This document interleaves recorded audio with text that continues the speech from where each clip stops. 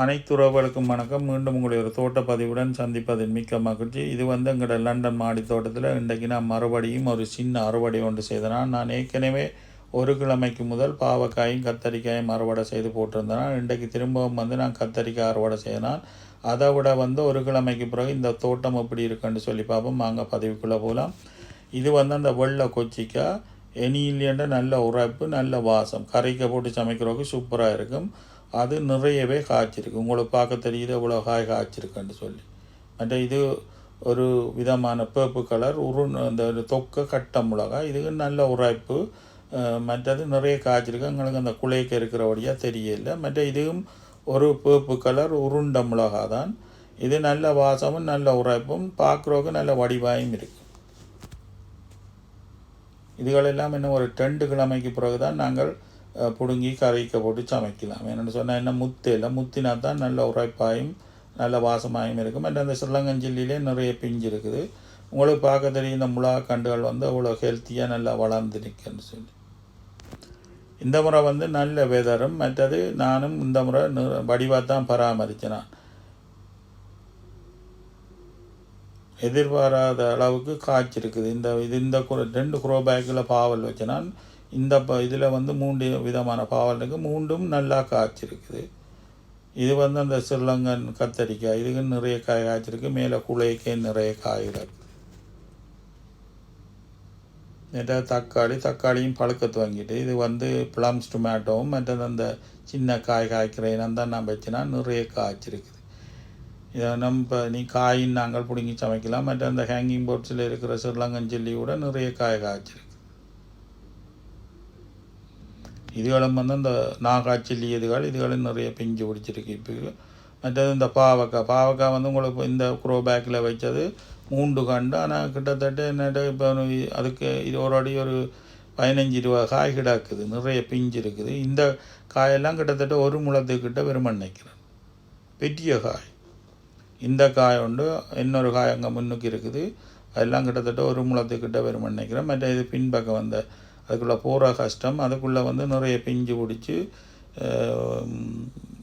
மடங்குப்பட்டு அந்த காயல் வளைஞ்சி போச்சுது. அப்போ அதுகளை பார்த்து இந்த மடங்குப்படாமல் வெளியில் எடுத்து விடுவோம். உங்களுக்கு பார்க்க தெரியும் இந்த பாவக்காய் ஒரு இடத்தையே 5 காய் கிடக்குது. இந்த வெள்ளை பாவக்காய் பார்க்கவும் வடிவாக இருக்கும். மற்ற நல்ல டேஸ்ட். மற்றது இது பயங்கர விலை. இங்கே நீங்கள் இந்த தமிழ் கடைகளில் போய் பார்த்தீங்கன்னா கிலோ 10 ரூபா விற்கணும் இந்த காய். பச்சை பாவக்காய் கொஞ்சம் விலை குறைவு, இது விலை கூடு. இதுக்கு இந்த குழிகளுக்கு எல்லாம் பிஞ்சு தானே. கிட்டத்தட்ட ஒரு 20 காய்க்கு கிட்டே இருக்குமென்னு நினைக்கிறேன். அதை விட சின்ன சின்ன பிஞ்சு நிறைய இருக்குது. இப்போ 2 காய் இன்னும் ஒரு 4-5 நாளையில் நாங்கள் வெட்டி சமைக்கலாம். அது 2 காயும் ஒவ்வொரு காயும் கிட்டத்தட்ட ஒரு முழம் பெருமென்று தான் நினைக்கிறேன். அந்த குழிகளுக்கு எல்லாம் காயல் இருக்குது.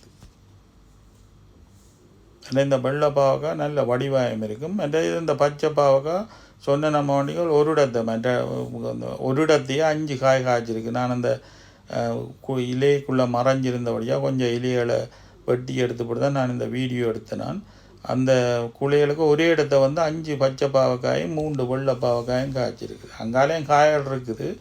ஆனால் இது ஒரு இடத்துல 5 காய் இருக்குது. இதில் அந்த முள்ளு பாவக்காய், மற்ற வெள்ளை பாவக்காய், அந்த அழுந்திஸ் பாவக்காய், மற்ற பச்சை பாவக்காய் 3ம் ஒரே குரோ பேக்கில் நிற்குது. இவ்வளோ பார்க்க தெரியும் எவ்வளோ பிஞ்சு பிடிச்சிருக்குதுன்னு சொல்லி. என்னவங்களுக்கு டைம் இருக்குது. இந்த வெதர் நல்லா இருந்தோன்னு சொன்னால் இன்னும் ஒரு 2-3 மாதத்துக்கு பாவல் காய்க்கும். ஆனால் இன்னும் ஒரே ஒரு பிரச்சனை என்னென்னு சொன்னால், இந்த பொட்ஸுகளுக்கு வச்சா சரியான முறையில் பராமரிக்கலைன்னு சொன்னால் உங்களுக்கு அதுக்குரிய பலன் கிடைக்காது. என்னென்னு சொன்னால் இதுக்கு அடிக்கடி நாங்கள் பசலைகள் போடணும். ஏனெண்டா பொட்ஸுக்குள்ளே அந்த ஒரு குறிப்பிட்ட அளவு மண் போட்டு தான் வைக்கலாம். அப்போ நாங்கள் அடிக்கடி பசலை போடணும்.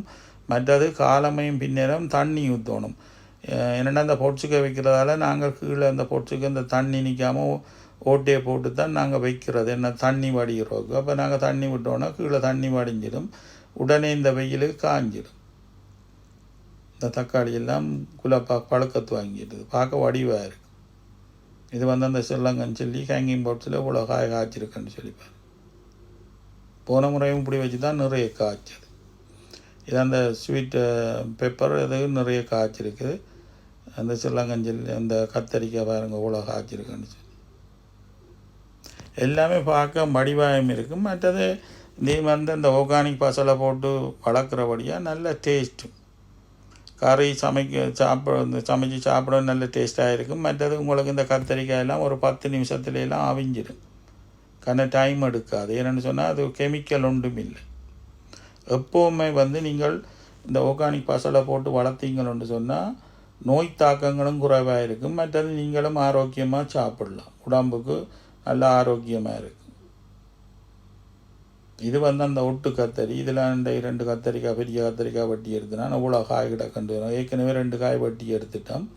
இது வந்து இங்கே தேவைச்சு. ஆனால் நல்ல பெரிய பெரிய காய் 2 காய்ஞ்சது ஒரு 3/4 கிலோ 1 கிலோ வெறும் நினைக்கிறேன். அவ்வளோ பெரிய காய்.